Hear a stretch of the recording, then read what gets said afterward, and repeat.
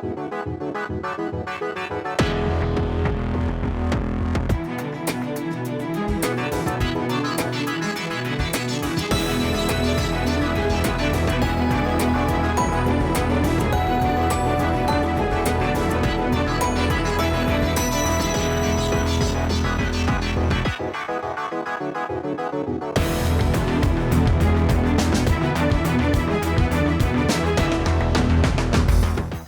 evening and welcome to Alaska Weather. I'm meteorologist Amanda Bowen. Thanks for joining us this evening. As always, if you need a forecast by phone, you can give us a call at 1-800-472-0391 to find the forecast for your area. If you have internet access, you can join us online at weather.gov/Alaska to find the latest watches, warnings, and advisories for your area. Taking a look at hazardous weather we're expecting over the next 24 hours or so, we have just one winter weather advisory in effect for the southern and southeastern Brooks Range today. That's going to be in effect until 6 a.m. on Monday.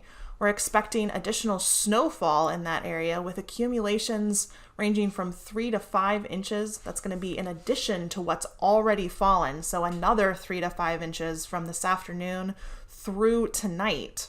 And mostly that's going to be impacting the area along Dalton Highway. So if you have any plans to be traveling along Dalton Highway, if you can delay them until later in the day on Monday, that's probably a best case scenario. But if you have to be traveling through that area in the next 12 to 24 hours, make sure you're ready for snow-covered roads.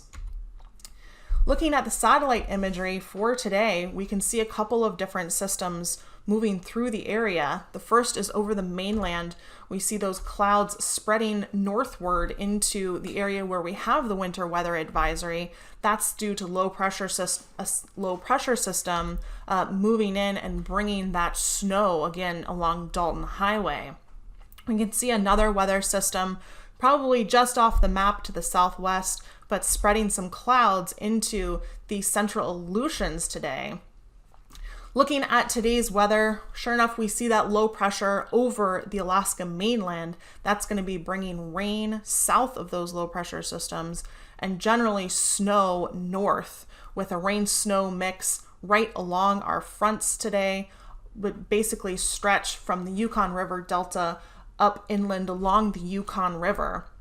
High pressure in command over the southeastern portion of the state today, with a 1020 millibar high pressure system centered right near Haida Gwaii for today, bringing dry air and plenty of sun to the panhandle for today. Low pressure in the Bering Sea with some troughs bringing a little bit of rain and shower activity to portions of the Aleutians today. For tonight, low pressure over the mainland starts to shift to the east a little bit. And that's going to shift the focus of the precipitation to the eastern portions of the mainland, particularly along the Canadian border, again with rain along and south of those low pressure systems and snow to the north, particularly from about the southern Brooks Range up to the North Slope. Low pressure starting to return to the northern Gulf as we see that high pressure system over the southeast start to push further southeast. So some showers possibly returning to the Gulf Coast and Panhandle areas tonight. And then we can start to see low pressure moving into the central Aleutians, bringing rain and showers there as well. For Monday, we see troughs through the northern Gulf area, bringing rain showers generally to the entire Gulf Coast, stretching from the Alaska Peninsula north through south central and east through the Panhandle areas. Low pressure over the Canadian border over the interior isn't quite going away yet, so we'll see continued rain along the south side of it and snow up to about the Brooks Range on the north side. We do have high pressure, Arctic high pressure, starting to move into the very northern parts of the state. So that's going to bring cold air from the Arctic as well as plenty of sun likely along the north coast on Monday. We'll still see rain showers, especially for the western Aleutians on Monday, with troughs in the area.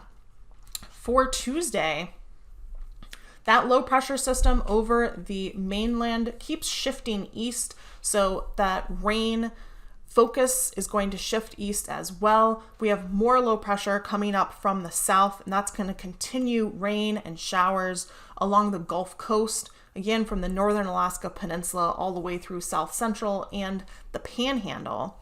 Also, still some showers for the Aleutians, but high pressure still in command over the northern portions of the state, shifting even a little bit further south. So as we'll see in temperatures, that's going to spread that cold air a little bit further south, also spread the sun to the northern third of the mainland as well as the west coast on Tuesday. So speaking of temperatures, let's take a look at what we're expecting for Monday morning. We see that cold air starting to make its way into the North Slope area with temperatures right around 0 on Monday morning, ranging from the negative single digits to maybe even the positive single digits, generally north of the Brooks Range. That Brooks Range is going to be kind of our separator for this instance, with warmer air on the south side of the Brooks Range. So along the Yukon River and the Yukon Flats, we'll see low temperatures Monday morning in the low to even some mid 30s, and then temperatures increasing further as we head more south, with temperatures in the mid 30s to around 40 for south central, mid 30s to around 40 for the Alaska Peninsula, and around the mid 30s for the Aleutians. Looking at the Panhandle, it's going to be one of our warmest spots, with temperatures generally around 40 degrees on Monday morning. High temperatures on Monday afternoon, warm for this time of year a little bit for much of the state, but not quite as warm as we've seen the couple of days prior over the weekend. So although we see some warms with those yellow colors that are indicating around 60 degrees, for the Panhandle, still a couple of degrees lower than we saw over the weekend. So looking at low to mid 50s for the Panhandle on Monday afternoon, mid 40s to around 50 for southern portions of the mainland, including southeast and the Kenai Peninsula, and then all the way across to the Alaska Peninsula. A little bit cooler in the Aleutians, with temperatures in the upper 30s to low 40s, and then also around the upper 30s for the Yukon Delta. A little bit cooler for the northern portions of the Seward Peninsula as that cold air from the north starts to seep in, and then our coldest temperatures, as usual, along the North Slope, where that high pressure is centered. So temperatures in the single digits to low teens, but on the positive side for Monday afternoon along the North Slope. Tuesday morning, temperatures still warmest to the south as we would expect, 40s or around 40 for the Panhandle, low to mid 30s for south central and the Alaska Peninsula, as well as the Aleutians. A little bit colder along the Yukon Delta, in the 20s there, and then that cold air pushing further south into the Seward Peninsula and are still around 0 for the North Slope. Tuesday afternoon, a little bit cooler than Monday, so mid to upper 40s for the Panhandle, all the way into south central, 40s for the Aleutians, and still single digits for the North Slope.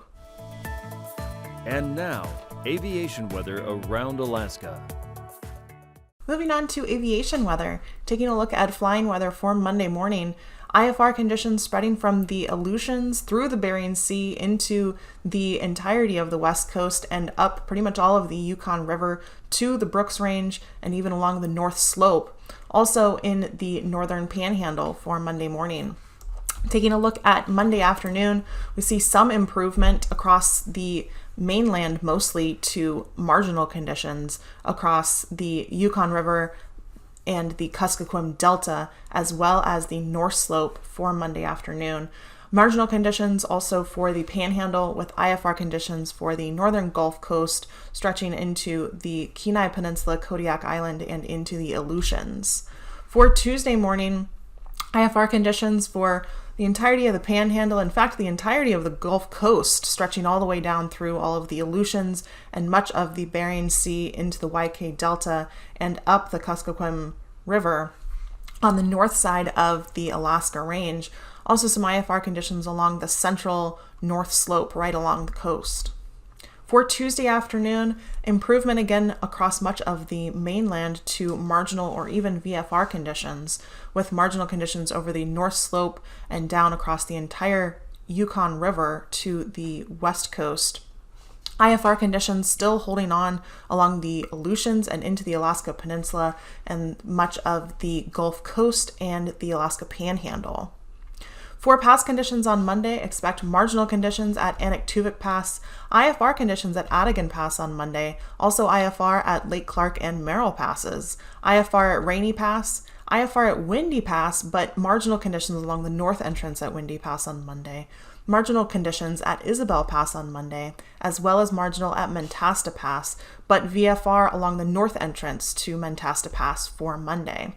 Marginal conditions in the morning on Monday at Tenita Pass, deteriorating to IFR conditions Monday afternoon at Tenita. Marginal conditions at Portage, but IFR conditions along the east entrance to Portage Pass all day on Monday. And marginal conditions at Chilkoot and White Passes. Taking a look at freezing levels, we have that warm air over that cold air once again, so surface freezing levels extending from the Bering Sea across the west coast and up the Yukon River, also down into the southeastern portion of the mainland and the higher terrain of the Panhandle. 2,000-foot freezing levels above that across the Yukon Delta and up the Yukon River, as well as the northern portions of the Panhandle, and then 4,000 feet over the Alaska Peninsula, Kenai Peninsula, and stretching into the southern Panhandle. Icing conditions on Monday, considerable moderate over the Alaska Range and stretching southeast to the northern Panhandle above about 8,000 feet, as well as considerable moderate for the western Aleutians above 8,000 feet. Isolated moderate above 6,000 feet for much of the Bering Sea as well as the west coast, and isolated moderate above 3,000 feet north of the Brooks Range, but not quite all the way to the north coast. Jet stream winds on Monday, 2 main jets. The first jet is about 100 knots out of the north, just west of the western Aleutians, with the second jet over western Canada peaking at about 120 knots out of the west. Also seeing 50 to 70 knots out of the east over the eastern Aleutians and the southern Alaska Peninsula, about 55 knots out of the west coming into the west coast, Norton Sound, Seward Peninsula area, and about 75 knots out of the south across the northern Panhandle. For 9,000-foot winds on Monday, just one main jet here, 75 knots out of the north and northwest, just southwest of the western Aleutians, 30 to 35 knots out of the east and southeast across the eastern Aleutians and southern Alaska Peninsula, and 30 to 50 knots across the Yukon Flats out of the west, 15 to 25 knots out of the south and southwest across the Panhandle. 3,000-foot winds, that one main jet still about 55 knots out of the north and northwest over the western Aleutians, 25 to 35 knots out of the east over the eastern Aleutians and southern Alaska Peninsula, and a lot of 5, 10, 15 knots out of variable directions across the mainland, with 15 to 25 knots of wind at 3,000 feet out of the south over the Panhandle. Turbulence below 6,000 feet, considerable moderate over the Yukon Flats, and below 4,000 feet, considerable moderate for the Aleutians.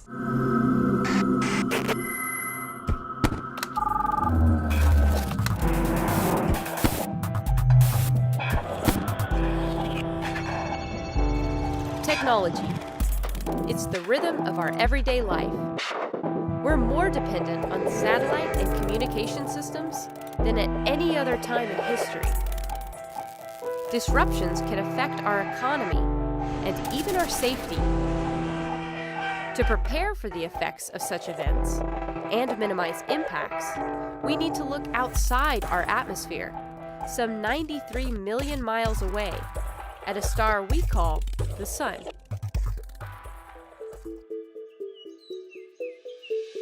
It's our main energy source. It warms the Earth and grows our food.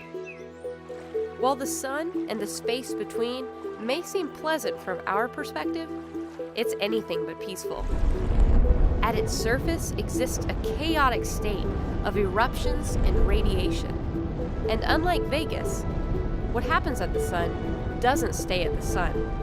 Space weather is essentially emissions from the sun, radiation, magnetic field that erupts from the solar surface, pumped out into space, sometimes right towards Earth. When it impacts the Earth, it impacts our technology.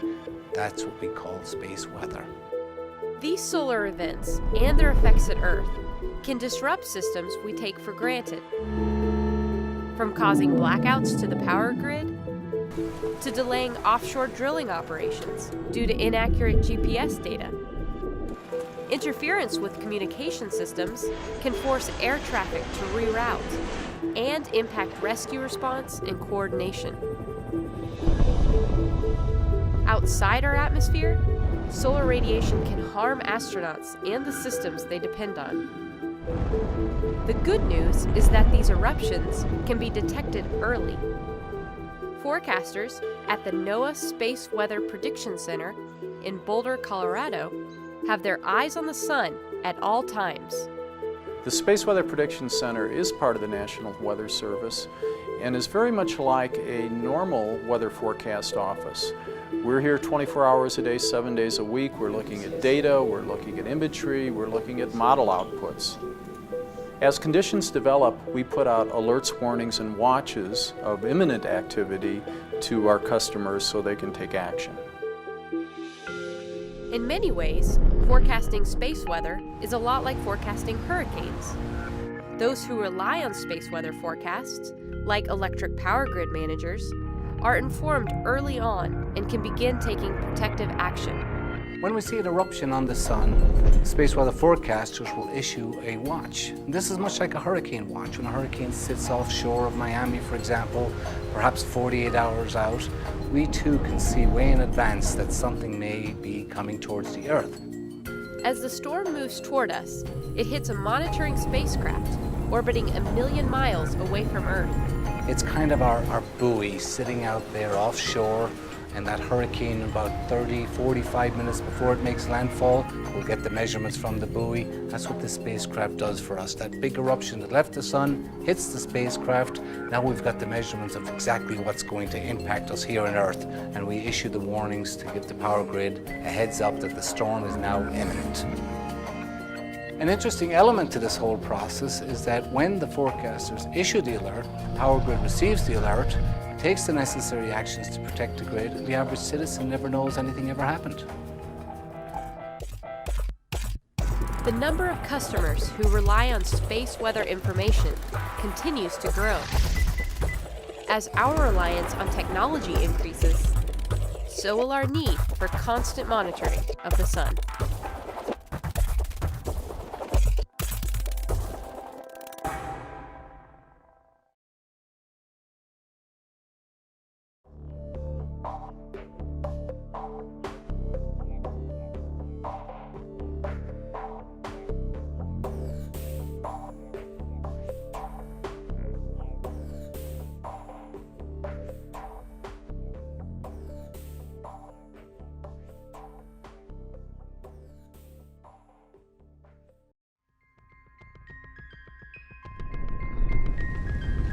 Space weather affects technologies.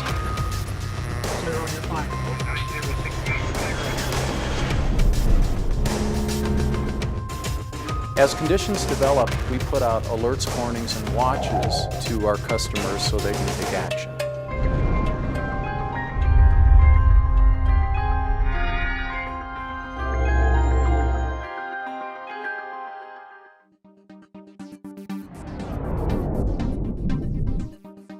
GPS has changed society. Most people don't realize how remarkable and how many different applications there are. The GPS has become an integral part, not just of our daily lives as far as cell phones and guidance for our cars and mapping, but the whole system in agriculture is really relying heavily on high accuracy GPS. So they're using GPS to plant those seeds with centimeter accuracy. And then they can come behind it and irrigate and fertilize right where that seed is with that 1 centimeter accuracy. The GPS creates a line for the operator that he can steer along, or you go to another level and the operator doesn't steer anymore and the tractor has an automatic steering system on it, much like a cruise control on a car, except for when I push the button it doesn't drive a set speed. When I push a button it stays on a predefined line. You don't even need lights. You can do it at nighttime. You program your GPS and it's driving that tractor for you. So it's huge, and it's changing the way that the farmers farm the fields. 6 or 7 days out. There's an interest in GPS applications from space weather side because when the sun is eruptive, it causes GPS to falter, and in some cases it doesn't work at all. Productivity may suffer to a certain degree in that there's no way that I as a human being can steer as good 8 hours a day as a GPS system's going to do. It's going to be the same all day long. Some of the other application technologies, those are going to be gone. We're not going to have the ability to do good section control on sprayers and planters and fertilizer applicators without GPS. We see a huge growing customer base in so many different industries, so many different sectors now relying on GPS and high precision GPS. They're all big customers for us.